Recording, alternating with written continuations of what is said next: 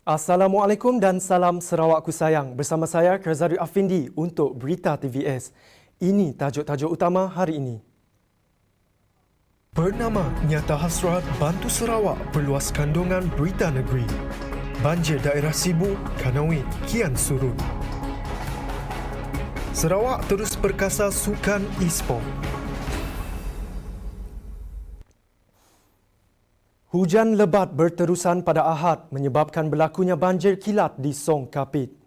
Berdasarkan laporan Jawatankuasa Pengurusan Bencana Negeri Sarawak, antara kawasan yang terjejas adalah Kampung Baru, Rumah John Anak Ramba dan Kampung Muhibah Beleteh. Menurut Ketua Balai Bomba dan Penyelamat Kapit, Irwandi Tugor, pada mulanya paras air naik dengan perlahan. Kemudian paras air di Batang Rajang mula meningkat sehingga menjejaskan kawasan-kawasan lain. Okey, sebenarnya punca utama banjir ni adalah berlaku hujan di bahagian hulu Kapit, iaitu bila hujan di bahagian hulu, iaitu di bahagian hulu Baleh dan juga Rajang. Jadi air itu akan flow air itu akan ke hilir, iaitu ke arah Sibu. Jadi bila flow air itu naik, dia akan ikut naik. Contoh macam sekarang ni, bila tak ada hujan di hulu, bahagian hulu, air itu makin lama makin surut. Itu yang jadi puncanya sebenarnya. Walau bagaimanapun, tambah Irwandi, tiada pemindahan ke pusat pemindahan dijalankan dan segala keadaan masih terkawal.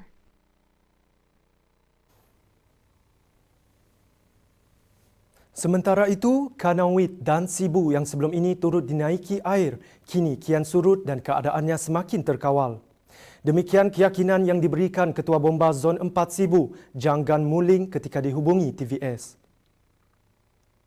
Karena melalui pemantauan balai-balai kita di kawasan-kawasan itu, sebelah petang ni dia banjir semakin surut kurang daripada cuaca yang agak panas dan tak ada hujan buat masa ini tak ada hujan daripada kawasan hulu lah.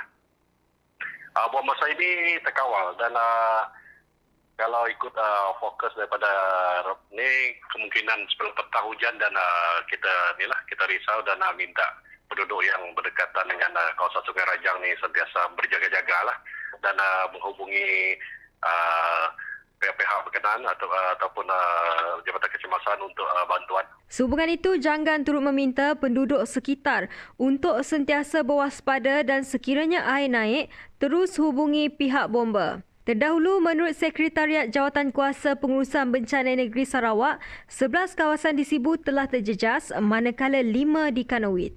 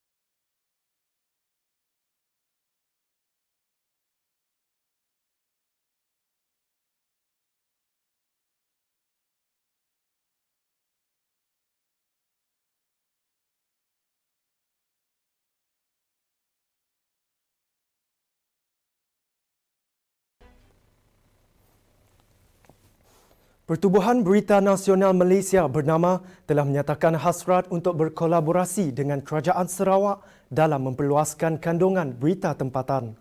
Kata Ketua Editornya Datuk Mokhtar Hussein, Pihaknya perlu memainkan peranan yang lebih besar dalam melaporkan perkembangan-perkembangan negeri, terutamanya Sabah dan Sarawak. Dan dalam konteks Sarawak ini kami lihat banyak lagi potensi untuk macam mana Bernama boleh memain peranan yang lebih berkesan. Aspek-aspek contohnya berita-berita pembangunan, berita ekonomi juga. Selain itu kita memikirkan cara yang lebih besar mungkin boleh membuatkan kolaborasi dengan pihak tempatan, misalnya pihak golongan belia, pelajar-pelajar di Sarawak untuk menghasilkan kandungan. Beliau berkata demikian selepas mengadakan kunjungan hormat kepada Ketua Menteri Datuk Patinggi Abang Johari Tun Openg di Wisma Bapa Malaysia pada Isnin. Katanya lagi, beliau sudah sedia maklum mengenai inisiatif Kerajaan Sarawak melaksanakan program berita melalui Sarawak Media Group SMG, di mana katanya Bernama turut mahu mengambil peluang kerjasama bagi membolehkan penglibatan yang lebih berkesan. Kami akan balik ini akan membincang strategi yang sesuai dan juga cadangan. Kemudian kami akan berhubung dengan pihak SMG untuk melihat cara yang strategi yang kami boleh dapat pandang yang lebih berkesan. Bukan saja dengan SMG, malah semua pengamal media yang ada di Sarawak juga. Kesatuan Pekerja-Pekerja dalam Perkhidmatan Awam QPEX Sarawak telah melakukan permohonan untuk meluaskan kawasan perumahan kaki tangan awam di negeri ini. Demikian umum pengurusinya Ahmad Mali selepas mengadakan kunjungan hormat kepada Ketua Menteri Datuk Patinggi Abang Johari Tun Openg di Wisma Bapa Malaysia pada Isnin. Antara lainnya adalah di kawasan Batu Kawah dan kawasan Telaga Air, dan di Sibu di kawasan Kemuyang, di kawasan Sungai di Kuching di kawasan Sungai Bakor, di Sibu di Kemuyang, di Bintulu di kawasan Jepak. Itu antara kawasan-kawasan yang telah dicadangkan untuk diagihkan kepada pejabat awam untuk membeli kawasan-kawasan tersebut, rumah-rumah di kawasan tersebut. Sebelum ini, katanya Ketua Menteri pernah mengumumkan akan melaksanakan kemudahan perumahan bagi penjawat awam dengan harga mampu milik. Dia telah memberitahu bahawa strategi untuk menangani isu perumahan, di mana beliau menyatakan bahawa beberapa tempat dan lokasi telah dikenal pasti untuk membina perumahan-perumahan ini dan juga boleh diagihkan untuk peluang penjawat awam untuk membeli ataupun mendapatkan rumah dengan harga yang berpatutan. Penglibatan syarikat Hornbill Networks Consortium Sdn Bhd dalam projek hartanah dilihat membantu memulihkan ekonomi Sarawak. Itu kata Menteri Muda Pembangunan Perdagangan Antarabangsa dan Industri, Terminal Perindustrian dan Pembangunan Usahawan Datuk Muhammad Naruddin Majais merujuk kepada projek Rumah Mampu Milik Sri Pertiwi Semariang yang diperkenalkan oleh syarikat berkenaan. Kata Naruddin lagi, penlibatan syarikat itu dalam penggunaan hartanah membuktikan mereka berjaya menangani kesan pandemik COVID-19 meskipun perniagaan hartanah ketika ini amat terjejas. Syarikat tersebut ujarnya memberi impak besar terutama aspek sosial, peluang pekerjaan serta pendapatan per kapita negeri. The message from Hornbill Network Consortium Sdn Bhd, having proceeding into this industry, is a sign of bravery. It's a brave venture on the part of the company. We hope that Hornbill Network Consortium Sdn Bhd will be doing well and able to show to the rest of the property sectors that we can fight against the negative impact, the negative effects of COVID-19, and that the economy of the state is slowly picking up. Sementara itu, Pengarah Urusan Merangkap Ketua Pegawai Eksekutifnya, Hanizam Hashim berkata, projek Semariang Avenue terdiri daripada 90 unit rumah seluas 8.08 ekar dan ia dijangka siap sepenuhnya pada November 2022. Unit rumah satu tingkat teres ditawarkan harga bermula RM270,000, manakala harga rumah teres dua tingkat pula bermula dari RM400,000 dan rumah berkembar berharga RM380,000. This project consists of 90 units of affordable homes that is located near to Jalan Sultan Tengah, Putrajaya, Kuching, and in front of the Lala Taib Children Orphanage Complex, and we may God bless them always. We are seeing encouraging response for this project, and hopefully we will launch our second phase by June next year.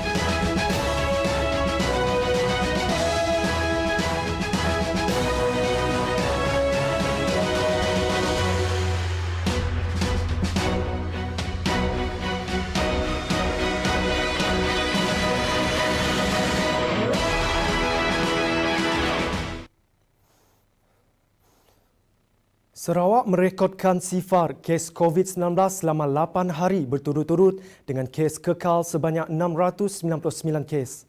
Bagaimanapun, Pengerusi Jawatan Kuasa Pengurusan Bencana Sarawak JPBNS, Dato' Amar Douglas Uga Embas menyarankan rakyat untuk terus berwaspada kerana kita belum menang. 8 hari berturut-turut kita menampak angka kita kosong. Ini menunjukkan bahawa the curve has flattened. However, the war has not been won. Pada masa yang sama, unggah turut memaklumkan Bintulu kini dikategorikan sebagai zon hijau. Ini berikutan tiada kes di daerah berkenaan lebih 14 hari berturut-turut. Sementara itu, kluster alam di Bintulu satu-satunya kluster yang masih aktif dengan jumlah kekal 8 kes. Program pembasmian kemiskinan di Malaysia dilakukan bukan sahaja mengambil kira soal kaum dan bangsa, tetapi juga faktor-faktor lain. Ini adalah dalam usaha mewujudkan peluang yang adil dan saksama kepada semua rakyat. Menurut Perdana Menteri Tan Sri Muhyiddin Yassin, ia bagi memastikan kekayaan dapat diagih dan dinikmati secara bersama. Pendekatan kerajaan kepada usaha membangunkan sosioekonomi Bumiputera tidak bermakna kerajaan mengabaikan golongan bukan Bumiputera, dan kerana itu, kerajaan mewujudkan dasar wawasan kemakmuran bersama yang mengambil kira kepentingan semua kaum.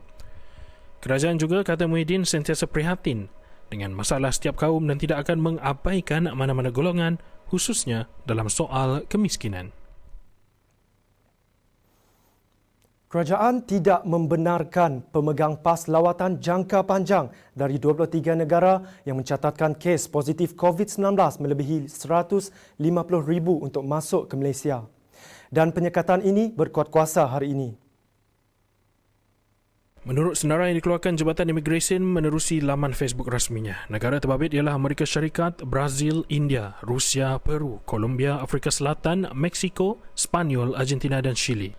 Turut disenaraikan ialah Iran, United Kingdom, Bangladesh, Arab Saudi, Pakistan, Perancis, Turki, Itali, Jerman, Iraq, Filipina dan Indonesia. Sebelum ini, Menteri Kanan Kluster Keselamatan Datuk Seri Ismail Sabri Yaakob mengumumkan keputusan kerajaan untuk menyekat kemasukan pemegang pas lawatan jangka panjang dari negara yang mencatatkan kes positif COVID-19 melebihi 150,000. Pengecualian hanya diberikan untuk kes kecemasan atau urusan berkaitan hubungan dua negara. Namun, ianya perlu mendapat kebenaran Jabatan Imigresen. Jika percubaannya berjaya, penduduk Australia akan diberikan vaksin COVID-19 secara percuma pada 2021. Demikian umum Perdana Menterinya Scott Morrison dalam satu kenyataan. Tambah kenyataan terbabit, kerajaan Australia sudah mencapai perjanjian pembekalan dan pengeluaran bernilai 1.7 bilion dolar Australia dengan syarikat farmaseutical yang akan memastikan vaksin percuma tersedia sepanjang 2021. Berdasarkan perjanjian itu, Universiti Oxford AstraZeneca dan Universiti Queensland CSL akan menyediakan lebih 84.8 juta dos vaksin untuk penduduk Australia. Hampir keseluruhannya dihasilkan di Melbourne dan sebagai permulaan, 3.8 juta dos vaksin disediakan oleh Universiti Oxford pada Januari dan Februari 2021. Namun tegas Morrison, tiada jaminan vaksin itu terbukti berjaya. Korea Selatan mencatatkan pendapatan pelancongan terendah dalam tempoh 17 tahun untuk suku kedua tahun ini dan berikutan pandemik COVID-19.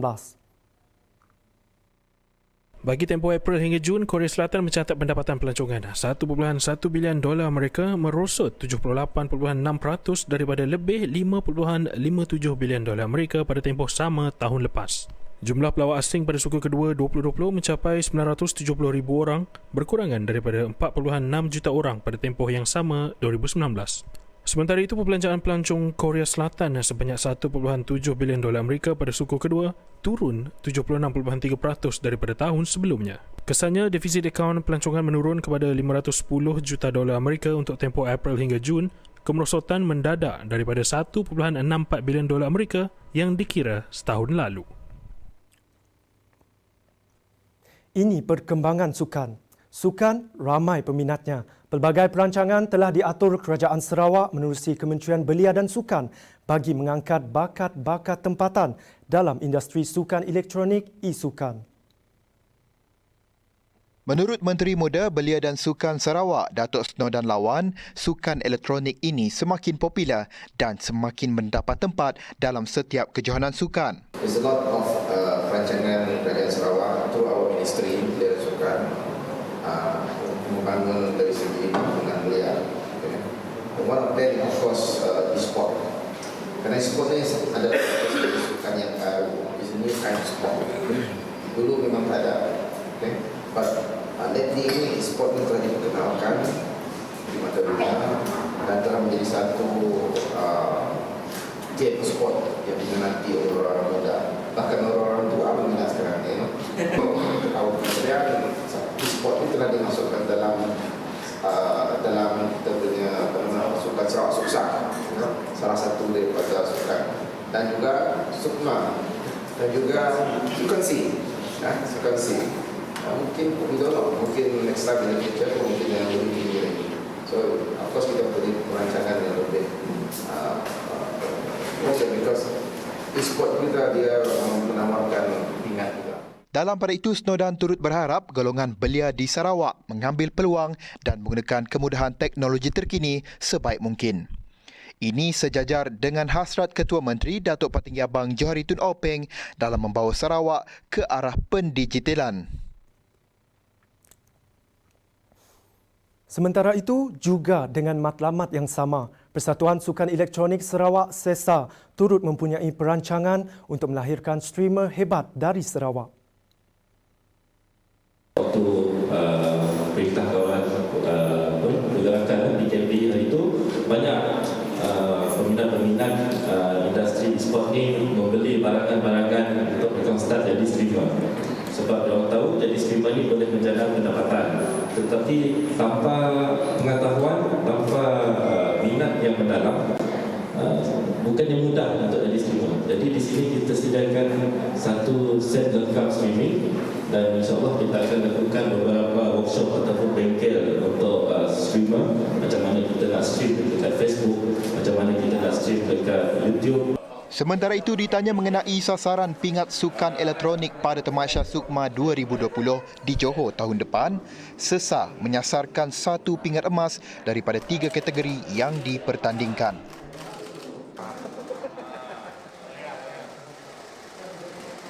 Sekian saja laporan untuk hari ini. Teruskan kesetiaan anda bersama kami. Terima kasih.